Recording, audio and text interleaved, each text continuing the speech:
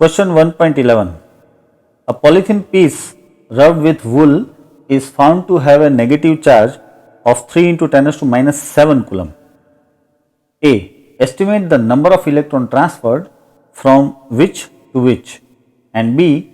Is there a transfer of mass from wool to polythene? Let us see one by one. Let us see A first. When you rub polythene and wool, then obviously electron will transfer from wool to polythene. It is something similar to when you rub plastic and fur. So, in that case electron transfer from fur to plastic. So, here electron will transfer from wool to polythene.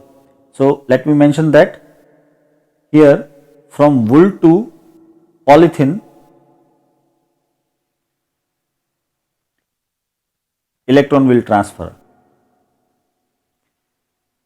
and we need to find out how many electrons are transferred. Now the charge is given, means it is having negative charge equal to 3 into 10 raised to minus 7 coulomb. So obviously polythene will be having this much negative charge. Suppose n number of electrons are transferred from wool to polythene, and that is why due to this n electrons there is a charge 3 into 10 raised to minus 7 coulomb. So by the quantization of charge, the equation of quantization Q is equal to Ne, we can find out n. So n will be equal to Q upon E, but the charge Q is given 3 into 10 raised to minus 7 coulomb, and divide by the charge is 1.6 into 10 raised to minus 19 coulomb, and solving this we will get 1.875 into 10 raised to 12. We can write nearly equal to 2 into 10 raised to 12 electron. So this many electrons are transferred from wool to polythene. Now let us see B. Here it is asked whether there is a transfer of mass from wool to polythene. Now obviously when it is this large number, it is this large number, 10 raised to 12 electrons are being transferred. So due to that we can say that some amount of mass will also be transferred from wool to polythene, because electron is having some mass and there are 10 raised to 12 electrons being transferred. So that is why amount of mass is also transferred from wool to the polythene. Here we can say the total mass transferred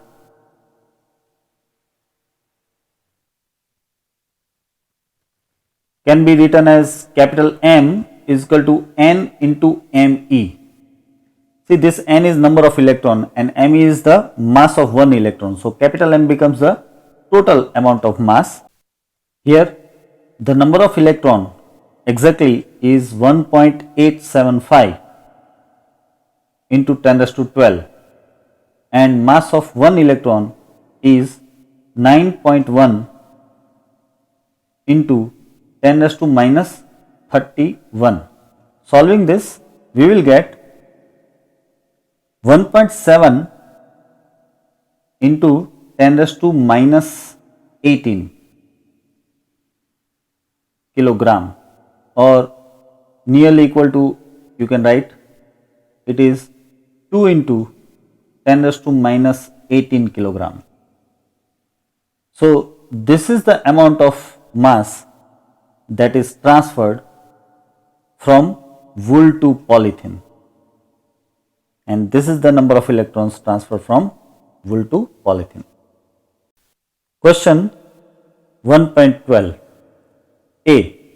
Two insulated charged copper spheres A and B have their centers separated by a distance 50 centimeter. What is the mutual force of electrostatic repulsion if the charge on each is 6.5 into 10 raised to minus 7 coulomb?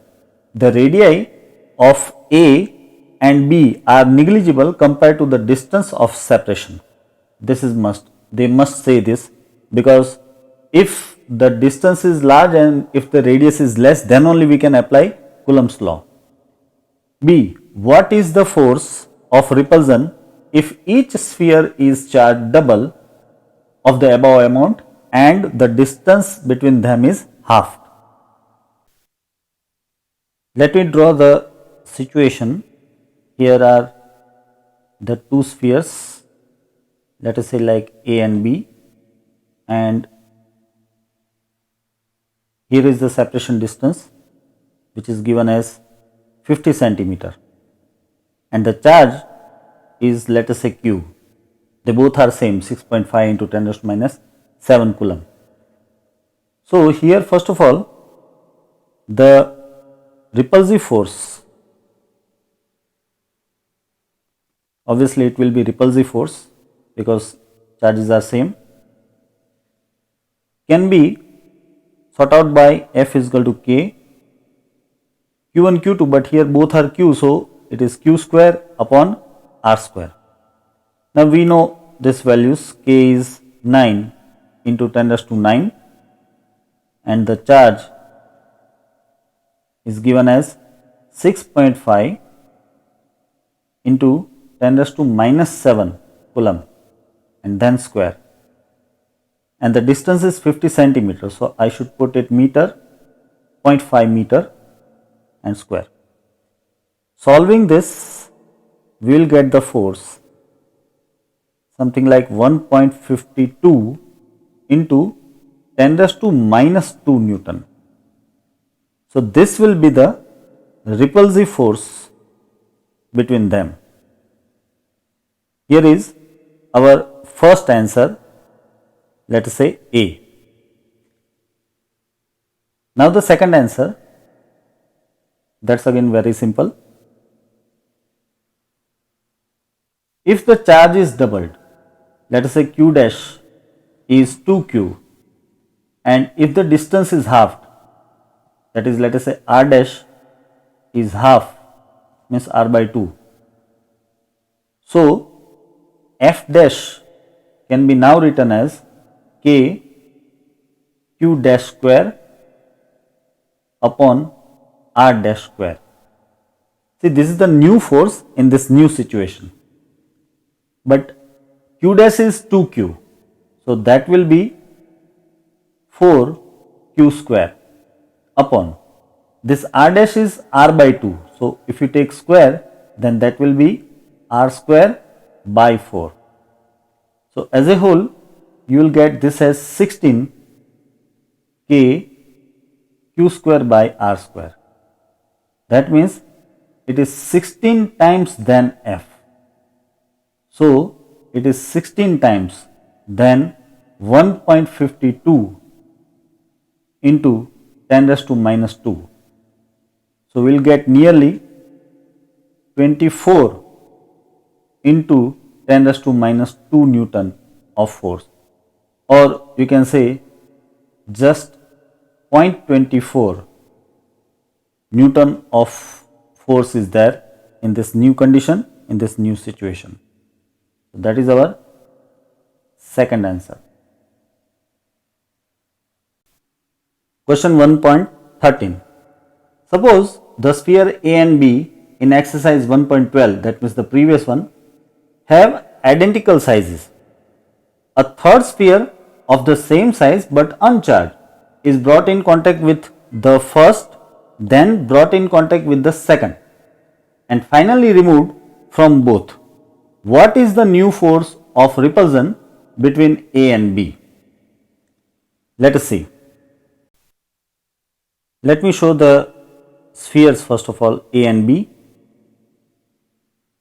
Here, this is A and B, A and B. Both are having same size and both are having same charges. Let us say both are having charges equal to Q. They are having charge equal to Q right now. Now we are bringing another sphere which is having no charge. Let me show here. This is another sphere which is having no charge. It is said that it is uncharged. So this is uncharged. Now what will happen? The first sphere, that means the A, is having charge equal to Q, and the second means the C is not having any charge. But both of the sphere are having same size. If they are having same size, then we can say the charge will be uniformly divided between both of them. Now here the total charge will be Q plus 0, that means Q, and so the charge remaining on this A sphere will be now Q by 2. Instead of Q, I will write Q by 2, and the rest of Q by 2 charge will be there on this sphere, blue sphere. So that will be again Q by 2, and now I am shifting this sphere into contact with the B sphere. So in this case what will happen? Now this blue sphere is already having a charge Q by 2, and the red sphere was already having a charge Q. So the total charge will be now divided into two parts, because both the spheres are same in size. That's why they will be divided, the total charge will be divided into two same part. Now here total charge will be, let me show, you can see the blue sphere is having Q by 2 charge and the red sphere is having Q charge, divide by 2. So Q by 2 plus Q divide by 2 will be the rest charge, that means it will be 3 Q by 4. Let me show the new situation now. So the new situation is something like this. Here are both the spheres at the same distance r. This is the initial condition and this is the final condition. Let me mention the final charges on A and B. This is A and B, and the final charges are like Q by 2, and here it is 3 Q by 4. Why it is 3 Q by 4? That we already sort out here. So this is 3 Q by 4 and Q by 2. Now we need to find out the force between them in this situation. So we will use Coulomb's law and can go with that. F is equal to K Q1 Q2. The first charge is now Q by 2, and at the place of Q2 the second charge, that is 3 Q by 4, divided by R square.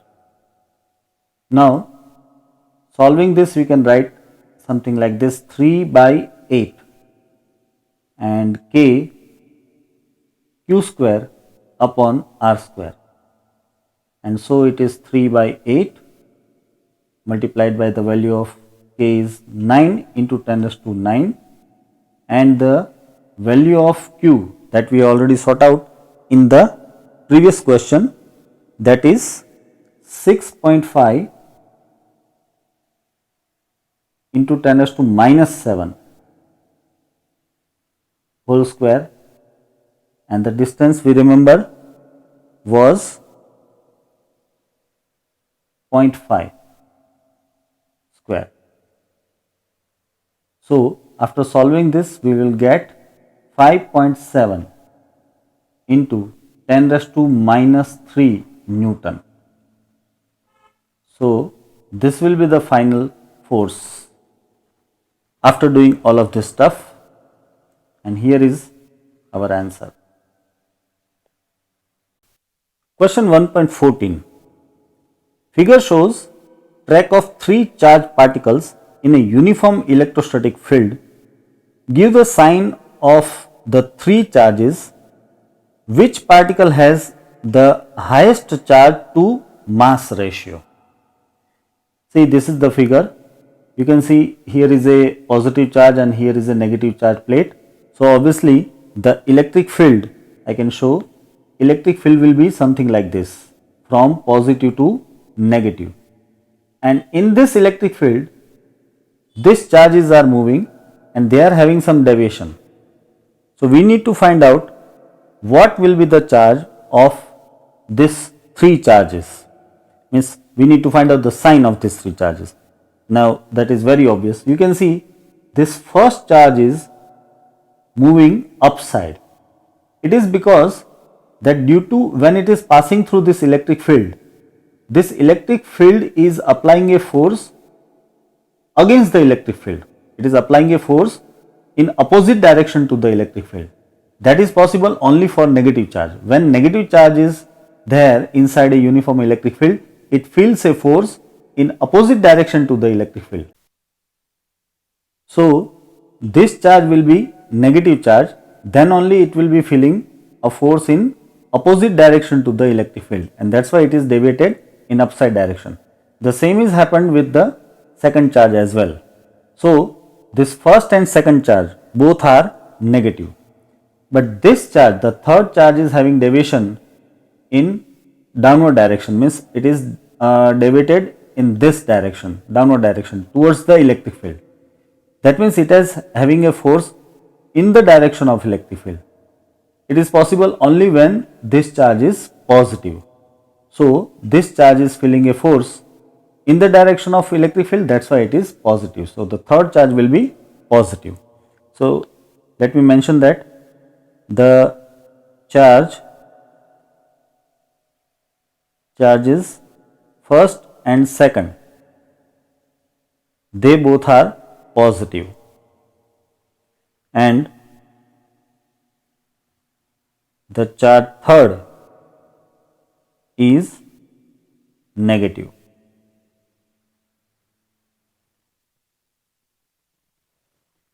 Now the second question, which particle has the highest charge to mass ratio?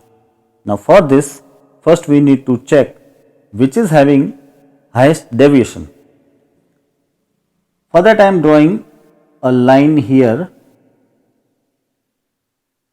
Let me draw a line.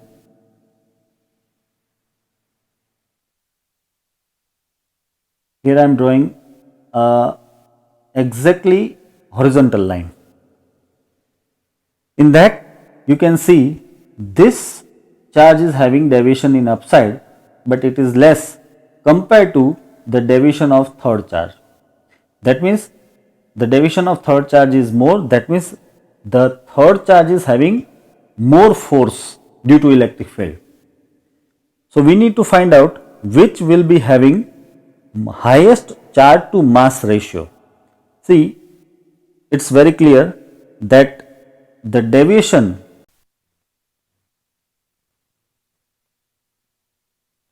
is proportional to the charge q. The reason is simple.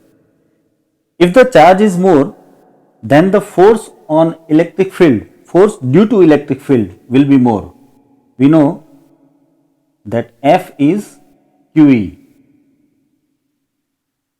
So if Q is more, then in the same electric field the force will be more. That's why I am saying the deviation is proportional to Q, one thing. Another thing, it is inversely proportional to the mass, because if the mass is more, then acceleration will be less. Let me mention, we know that A is equal to F upon m is the equation. So if mass is more, acceleration is less, and if acceleration is less, then the deviation will be also less. That means the mass and the deviation are inversely proportional. So in this way we can see that deviation is proportional to Q by m. Means if Q by m is more, then deviation is more. What is this Q by m? It is the same which is asked, charge to mass ratio. This is charge to mass ratio. So deviation is proportional to Q by m, and we can see that this third charge is having maximum deviation. That means this third charge is having maximum Q by m. So let me mention that charge 3 is having highest